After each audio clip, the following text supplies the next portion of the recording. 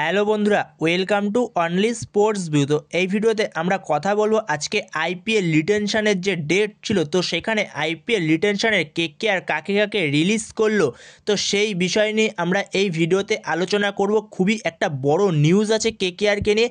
তো যেখানে Kolkata Andre রাসেলকে release করে দিয়েছে, একটা বড় খবর, আন্দ্রে রাসেলকে রিলিজ করেছে কলকাতা। এর পাশাপাশি আরও কাকে কাকে রিলিজ করেছে কলকাতা, তো সেই বিষয় নিয়ে আলোচনা করব। তো ভিডিওটি সবাই শেষ পর্যন্ত দেখতে থাকো, আর চ্যানেলে নতুন হয়ে থাকলে চ্যানেলটি সাবস্ক্রাইব করে পাশে থাকা বেল আইকনটি অন করে পাশে থেকো। তো সেখানে কলকাতা যাদের যাদের রিটার্ন করলো তাদের নামগুলো হলো Venkatesh Iyer, Andre Russell, Moeen Ali, Quinton de Kock, Rahmanullah Gurbaz, Luvnith Sisodia, Chetan Sakariya, Anrich Nortje আর হলো স্পেন্সার জনসন। তো এদের রিলিজ করে দিয়েছে কলকাতা। আর শুধুমাত্র মায়াঙ্ক মার্কান্ডেকে 30 লক্ষ টাকায় এমআইতে ট্রেড করে দিয়েছে। তো এই হলো কেকেআরের আইপিএল 2026-এর আগে রিলিজ লিস্ট। তো এই প্লেয়ারগুলোকে কেকেআর রিলিজ করে দিল। তার মধ্যে সবথেকে বড় নাম যেটা, সেটা হলো আন্দ্রে রাসেল। তো আন্দ্রে রাসেলকে যেরকমটা পরবর্তী সময় শোনা যাচ্ছিল, আন্দ্রে রাসেলকে হয়তো আবারও রিটেন করতে পারে একটা মরশুমের জন্য, তো সেখানে না, সেটা পরবর্তী সময় হলো না। আন্দ্রে রাসেলকে রিলিজ করে দিল কলকাতা। তো 11 বছর পর আন্দ্রে রাসেলকে রিলিজ করলো কলকাতা। 11 বছর ধরে আন্দ্রে রাসেলকে ধরে রেখেছিল কলকাতা, প্রতি বছর তাকে রিটেন করতো। তো সেখানেই আন্দ্রে রাসেলকে ছাড়লো কলকাতা। তো সেই জায়গাতেই আন্দ্রে রাসেল এবার আবার অকশানে যাবে। তো অকশান থেকে দেখা যাক পরবর্তী সময় আবারও অল্প টাকার মধ্যে বাইব্যাক করে কিনা আন্দ্রে রাসেলকে। যেখানে কেকেআর টিমে মাত্র এখন দুজন বিদেশি রয়েছে। তো যেখানে প্রথম বিদেশিটা হলো সুনীল নারায়ণ, আর সেকেন্ড বিদেশিটা হলো রবমান পাওয়েল। তো রবমান পাওয়েলের দাম ছিল 1.5 কোটি। তো সেই কারণে রবমান পাওয়েলকে তারা রেখে দিয়েছে, এবং রবমান পাওয়েল অনেকটাই বেটার পজিশনে রয়েছে, কারণ একটা ভালো ব্যাকআপ অপশান রবমান পাওয়েল। এমনকি ফার্স্ট টিমেও তাকে চান্স দিতে পারে কলকাতা। তো আবারও পরবর্তী সময়ে যদি রাসেলকে ব্যাক করাতে পারে অকশান থেকে, তো সেটাও একটা চেষ্টা করবে কেকেআর। তো সেখানে কলকাতা এই প্লেয়ারগুলোকে ছেড়ে কলকাতার পার্সে মোট যুক্ত হলো 64 কোটি টাকা।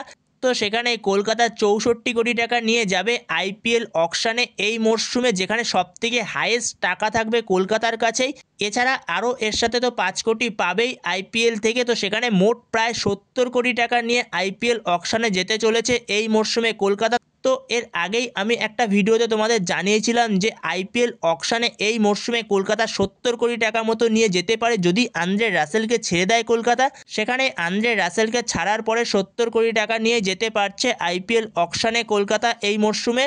তো সেই জায়গাতেই কলকাতার মাস্ট উইন টার্গেট হওয়া উচিত ক্যামেরুন গ্রিনকে যে কোনো মূল্যে কলকাতা তোলার চেষ্টা করবে, কারণ তোলার চেষ্টা করা উচিত যতই দাম যাক না কেন, কারণ কলকাতার পার্সে 70 কোটি টাকা থাকবে। তো সেখানে অবশ্যই ক্যামেরুন গ্রিনের প্রতি যাওয়া উচিত অল আউট। তো এর পাশাপাশি পাঞ্জাব কিংস তারা জশ ইংলিশকে ছেড়ে দিয়েছে। তো জশ ইংলিশের প্রতি অবশ্যই যাওয়া উচিত কলকাতার। জশ ইংলিশকে যদি তুলতে পারে দারুণ একটা অপশান হবে, যেখানে জশ ইংলিশ তোমাকে উইকেট কিপিংয়ের একটা অপশান দেবে, এবং তার পাশাপাশি ওপেনিংও করতে পারে, এমনকি থার্ডে নেমে ব্যাটিংও করতে পারবে।